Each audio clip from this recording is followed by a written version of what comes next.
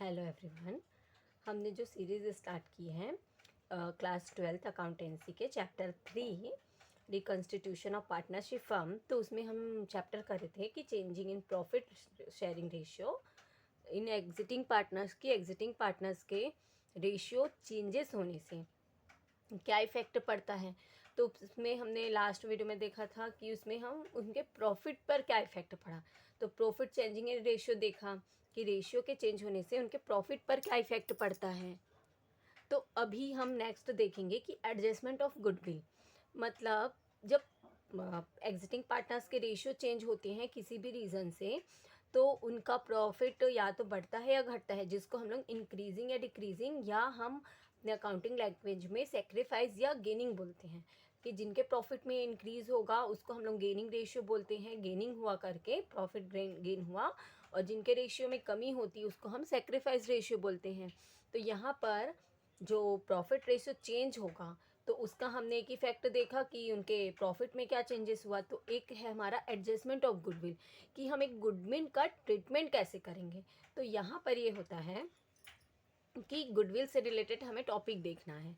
तो यहाँ पर हमारे पास एक क्वेश्चन है कि A, B and C are partners sharing profit and losses in the ratio of 4:3:2। तीन पार्टनर्स हैं A, B, C, उनका प्रॉफिट शेयरिंग रेशियो दिया है 4:3:2। तो they decided to share future profit and losses in the ratio of 2:4:3। मतलब उनका पुराना अनुपात 4:3:2 है और नया आपका 2:4:3 है। तो goodwill was in the books at ₹27,000। कि goodwill was in the books at ₹27,000, मतलब फर्म में पहले से ही गुडविल है, जिसको हम एग्जिटिंग गुडविल बोलते हैं या अपेयरिंग गुडविल बोलते हैं। तो कितना है 27,000 रुपीज़ का। But it was re-evaluate.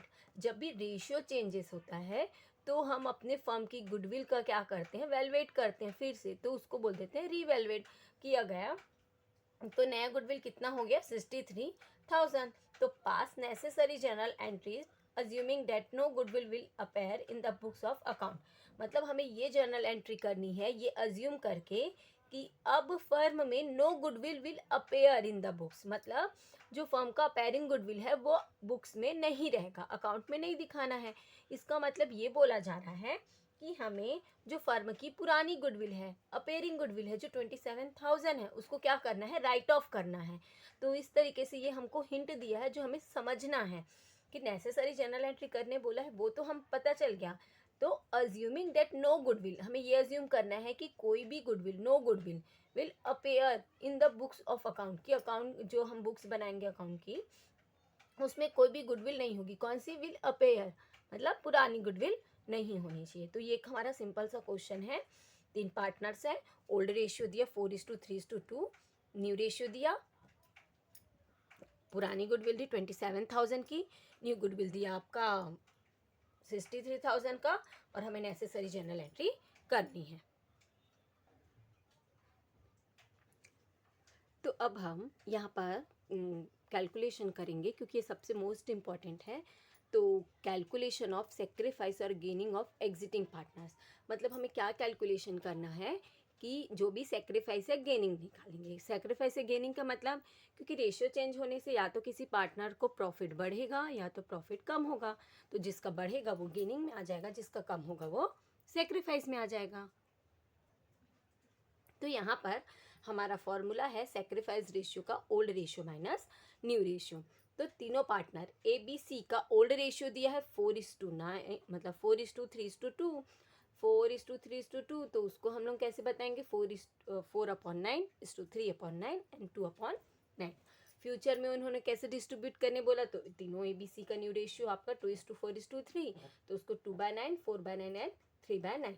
दोनों का डिनोमिनेटर नीचे जो दिया है वो सेम है, तो यहाँ पर एलसीएम लेने की ज़रूरत ही नहीं पड़ेगी, डायरेक्ट हो जाएगा।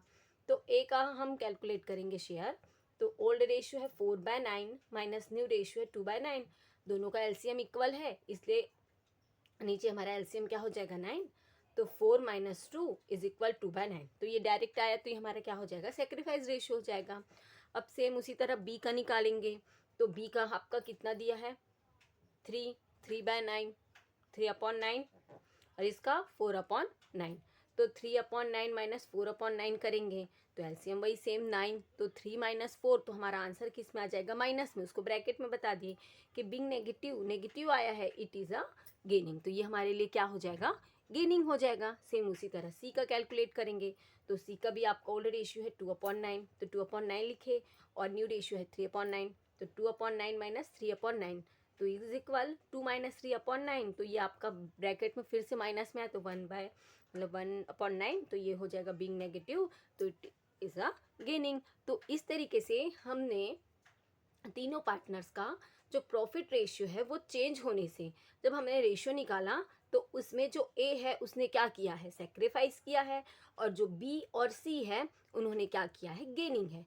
तो इस क्वेश्चन में हमें दो अलग अलग गुडविल दिया है। एक दिया है हमको एग्जिटिंग गुडविल, पुरानी गुडविल दी है, तो पुरानी गुडविल को पुराने रेशियो में राइट ऑफ किया जाता है। मतलब जो पुरानी गुडविल है, जितने साझेदार हैं वो ओल्ड रेशियो में क्या कर लेंगे, राइट ऑफ कर लेंगे। बट जो फर्म की रिवैल्यूएट गुडविल होती है तो उसका क्या इफेक्ट होगा, रिवैल्यूएट गुडविल होने से पार्टनर्स के रेशियो में चेंजेस हुआ है, कोई सेक्रीफाइस किया है, कोई गेनिंग किया है। तो हम क्या करेंगे, जो भी फर्म का रिवैल्यूएट गुडविल होगा उसको हम लोग पार्टनर्स का जो रेशियो चेंज हुआ है तो सेक्रीफाइस और गेनिंग में उसका कैलकुलेट करके उसका हम एक एडजस्टमेंट एंट्री करेंगे। ठीक है, अब आगे देखते हैं। तो यहाँ पर अभी हमने जो पार्टनर्स का सेक्रीफाइसिंग एंड गेनिंग रेशियो निकाला, अब उसका इफेक्ट देखेंगे। तो calculation of treatment of goodwill due to change in profit sharing ratio. अब हम यहाँ पर क्या कर रहे हैं, प्रॉफिट शेयरिंग रेशियो देख रहे हैं। तो अब यहाँ पर हम चेक करेंगे तो दोनों पार्टनर, जो आपका ए है उसने क्या किया, सेक्रीफाइस किया। जो आपका ए है, जो पार्टनर ए है उसने सेक्रीफाइस किया, और जो बी और सी है उसने गेनिंग किया। तो हम अब यहाँ पर क्या करेंगे, calculation of treatment of goodwill due to change in profit sharing ratio. तो जो भी गुडविल है फर्म का रिवैल्यूएट, उसका हम क्या देखेंगे, गुडविल का ट्रीटमेंट देखेंगे। तो यहाँ पर फर्म का रिवैल्यूएट गुडविल अमाउंट कितना है, 63,000 है, और गुडविल विल बी, अब देखना है तो ए का देखेंगे तो goodwill will be credited to A, उसने सेक्रीफाइस किया है। तो 63,000 का 2/9 लिए तो कितना आया हमारा, 14,000। तो सेम उसी तरह goodwill will be debited to B, तो 63,000 का 1/9 तो ये कितना आया, 7,000। फिर goodwill will be debited to C is equal 60,000 का 1/9 तो 7,000। मतलब ये होता है कि जो भी पार्टनर सेक्रीफाइस करता है तो उसका शेयर किसको मिलेगा, गेनिंग करने वाले को। तो इसमें वही बताया है कि जो आपका ए है उसने 14,000 क्या किया, सेक्रीफाइस किया, तो उनका जो 14,000 है वो किसको किसको मिला, बी और सी को। इसीलिए डेबिटेड टू बी और डेबिटेड टू सी, मतलब दोनों पार्टनर्स को 7,000 गेनिंग हुआ, और किसके अकाउंट से कम हुआ, ए के अकाउंट से। ठीक है,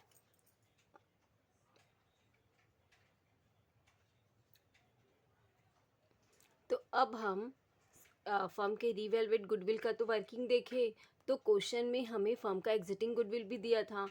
तो अब उसका वर्किंग देखेंगे तो उसका कॉन्सेप्ट क्या याद रखना है, फर्म का जो पुरानी गुडविल होती है तो उसको राइट ऑफ करना पड़ता है,